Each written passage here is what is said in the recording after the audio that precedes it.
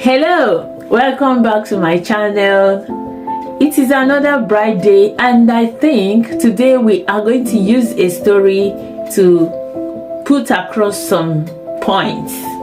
Now, if you're a parent and you're worried, or you're not even worried, or you're just a parent, it is very important that you look out for developmental milestones in your children, in your child, in your ward. If you're a teacher, please pay close attention, because we as parents, I know lots of us, we wish we had been pointed to the right direction at the beginning of our journey with autism. So I am talking as both a mother and as a professional.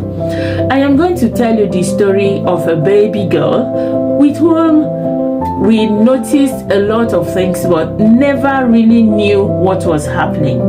So that's my daughter. As a baby, we realized that each time she was upset and crying uncontrollably, which happened a lot of times, we would put on a ceiling fan, and we realized she would just get so fixated on that ceiling fan and would stop crying. So we used it as a strategy that each time she's upset, each time she's crying, we put on the ceiling fan and put her under it, and she stays there and everyone is happy. We never knew it was a sign of something. Then as the days go by, at 18 months, we noticed a very striking, shot of communication. She stops hearing her name. Meanwhile, all along, we had introduced her to our language. We are Igbos by tribe. So before these 18 months, she wasn't like conversationally verbal, but we noticed that whenever she hears a cock crow outside, she goes okuko. And whenever she hears a goat bleat outside, she goes ewu, ewu, telling you that it's a goat, it's a goat. Then all of a sudden at 18 months, coincidentally, that was when the younger brother was born. At 18 months, we got home from the hospital and we noticed that you would call this young lady and call her, she wouldn't. But one thing she loves is food.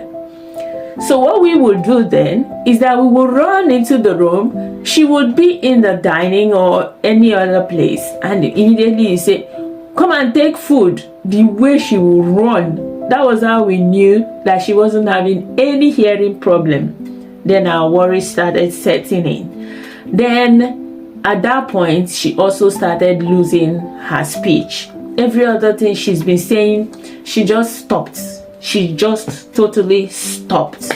So 2 things we've noticed now is that fixation to spinning objects, and 2, stopped answering her name. And mind you, she was meeting every other milestones. She walked at 10 months, 2 weeks.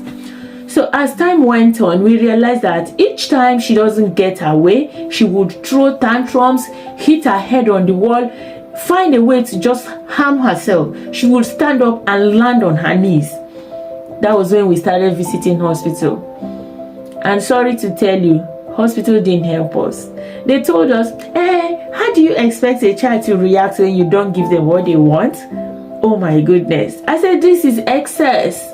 I've raised like 5 children of my sisters, and none of them was doing this. And the doctor just practically dismissed us. Well, as we continued going, they told us to buy her protective gadgets. We should buy a helmet and buy all the knee and displays, protect us, and be wearing her each time she's about to go into tantrum. It wasn't funny. Then subsequently, we realized that she wouldn't want to interact with people. She wouldn't want to talk to anyone. She would practically just sit on one place working on something. She wasn't the lining of toy type, but she was the type that would just be on her own. And that was about the time she started school. She started school at 2 years, and on getting to school, because of the tantruming and discomfort, because she was having skin rash, she was having this allergic reaction, and then whenever it gets warm, oh my god, she gets really uncomfortable, throwing tantrums. So because of that, the teachers, and because she loves to be on her own, the teachers found it very convenient to just keep her on one side of the room. Eating was an issue, following instruction was an issue.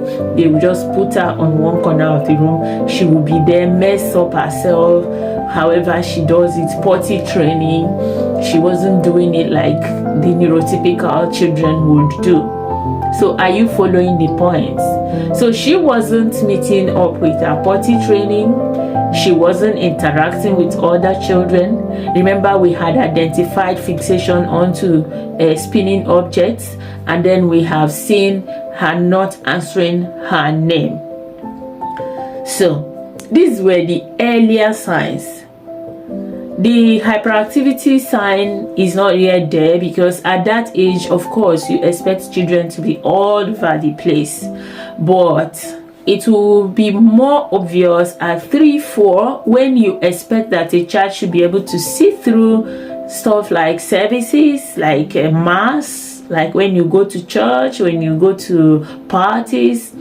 You should expect a child to feel like, okay, it's not yet my turn, let me sit. No, but she's all over the place, jumping, picking things, throwing tantrums. So all of these are signs you have to watch out in your child. Let me not talk about not communicating. Some children could be verbal. It's not all children on the autism spectrum that are non-verbal. And then some of them can be excessively verbal. So even if you notice this in your child, don't relax. Because those that are maybe on the Asperger syndrome side of autism may be excessively verbal. They actually speak more vocabulary than their age. So these are subtle signs you need to watch out for as a parent. Don't sit on them. Don't take them to be just one of those things like the doctors made us believe. Well, I didn't believe it because I knew my child wasn't, like every other children. So, dear parents, dear teachers, carers, please pay close attention. Parents don't like hearing, oh, your child is this, your child is that. But please do your part, because it drops that grain in their head. And when things are happening in ways they do not expect it to happen, it will always come back. And that would actually encourage them to go seek for help. Thank you so much, and continue following us on this page.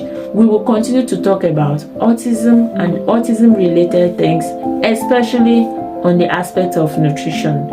Next time, I will tell you how we started our nutrition journey. Have a good day. Don't forget to click subscribe, comment, share this video. It might just be helping someone, just like we always do. That is our job. Thank you.